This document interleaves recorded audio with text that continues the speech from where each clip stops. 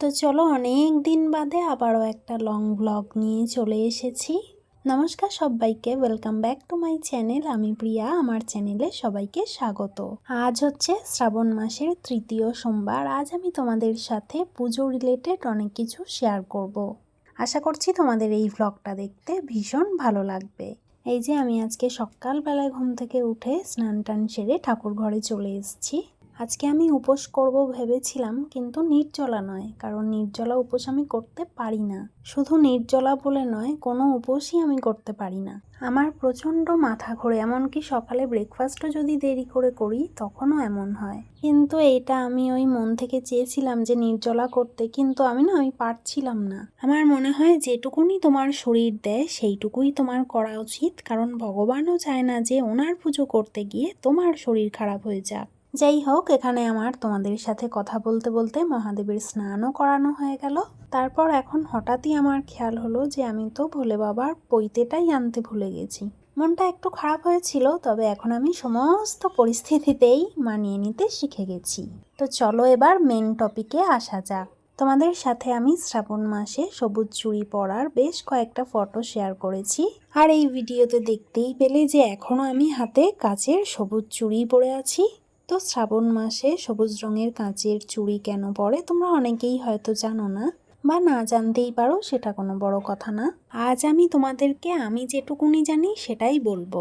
প্রথমে বলি, ভোলে বাবার খুব পছন্দের রং হচ্ছে সবুজ রং। সেই জন্যই সবাই, মানে মেয়েরা আর কি, সবুজ রঙের চুড়ি পরে ভোলে বাবাকে পুজো দেওয়ার চেষ্টা করে। আর এতেই মহাদেব ভীষণ খুশি হন আর সন্তুষ্ট হন।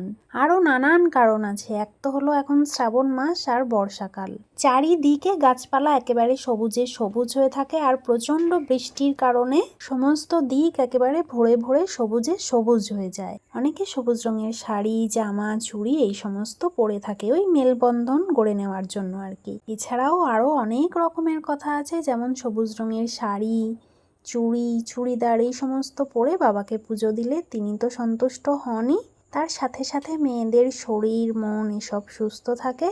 আরও অনেকে অনেক রকমের কথা বলে। আবার অনেকে শুধুমাত্র নিজের ভালো লাগে বলে সেজন্য সবুজ চুড়ি পরে। এছাড়াও শ্রাবণ মাসটা যেহেতু বাবার মাস, অর্থাৎ বাবার জন্ম মাস, সেই জন্য অনেকে বাবাকে ভালোবেসে সবুজ রঙের চুড়ি পরে। এছাড়াও দেখবে যাদের বেশিরভাগ আর কি বিয়ে হয়ে গেছে তাদের হাতেও তুমি দেখতে পাবে, কিন্তু তাই বলে এমন কোনো নিয়ম নেই যে যাদের বিয়ে হয়নি, যেমন আমার, যে তারা সবুজ চুড়ি পরতে পারবে না, তারাও পড়তে পারবে বাবাকে ভালোবেসে। এছাড়াও আমি অনেক কথা শুনেছি যে এই চুড়ি নাকি একবার কেউ এই মাসে পরে নিলে আর নাকি খোলা যায় না, বা এই চুড়ি পরতে পরতে ভেঙে গেলে তাহলে নাকি সেটা অমঙ্গল। কি আর বলবো, আমি এগুলো খুব একটা বিশ্বাস করি না। কিন্তু কি বলতো, ধরো কোনো একজন স্ত্রী বা মহিলা বাবাকে ভালোবেসে সবুজ রঙের কাঁচের চুড়ি পরেছে, কিন্তু তার কর্মস্থান বা সে এমনই জায়গায় কর্মরত যে ওখানে তাকে কাঁচের চুড়ি পরা যাবে না, বা কোনোভাবেই তাকে অ্যালাউ করবে না, তাহলে তখন সে কি করবে? চুড়ি সে কি পরবে না, নাকি সে যেখানে কর্মরত আর কি সেটা কি ছেড়ে দেবে? আমার মনে হয় এই সমস্ত নিয়ম তোমার নিজের কাছে, নিজের ওপর আর কি, তুমি কতটা কি মানবে পুরোটাই তোমার ব্যাপার। আর একটা কথা আমি এখানে বলে দিই, আমি কিন্তু কারোর নিয়ম বা কোনো কিছু নিয়েই কাউকে আঘাত করতে চাইনি, মানে আমি যেটা মানি সেটাই বললাম আর কি। আর আমি এখানে আমার যখন মনে হয়, বেশিরভাগ করে সোমবার করে এই শ্রাবণ মাসের সোমবারগুলোই চুড়িগুলো পরছি। মোট কথা হলো, আমার ওই যখন ইচ্ছে হয় আমি তখন পরি, আবার যখন ইচ্ছে হয় খুলতে খুলে রাখি। কোনো ধরা বাঁধা নিয়মের মধ্যে আমি নেই। তো যাই হোক, এখানে আমি 5 রকমের ফল আর এখানে আমি সাদা রঙের মিষ্টি দেওয়ার চেষ্টা করেছি, কারণ সাদা রঙও কিন্তু ভোলে বাবার ভীষণ প্রিয়। আর তোমরা যারা পুজো দেবে ভাবছো তারা সবুজ রঙের কিছু পরে পুজো দিও।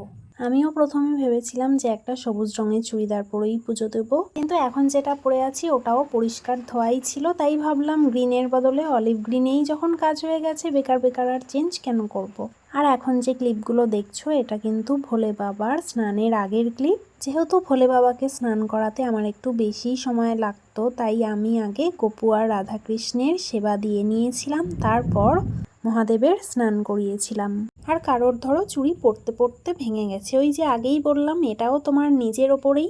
দেখো, ভগবান কি কখনো চাইবে যে তুমি যাকে ভালোবেসে যার জন্য চুড়ি পরেছো তার কারণে তোমাদের অমঙ্গল হবে? বা সে কোনো কারণে তোমার ক্ষতি করবে, কাচের চুড়ি ভাঙতেই পারে, এটা একদম স্বাভাবিক ব্যাপার। আসলে অনেক নিয়ম আছে, পুরো নিয়ম তো আর একটা ভিডিওর মধ্যে দেখানো যায় না বা বলা যায় না। আমি এতদিন ধরে আমার মায়ের থেকে যা শিখেছি আর ইউটিউব থেকে এখন যা যা শিখছি সেটুকুই তোমাদেরকে শেয়ার করলাম। এবারের মতো আমার তৃতীয় সোমবারের পুজো কমপ্লিট।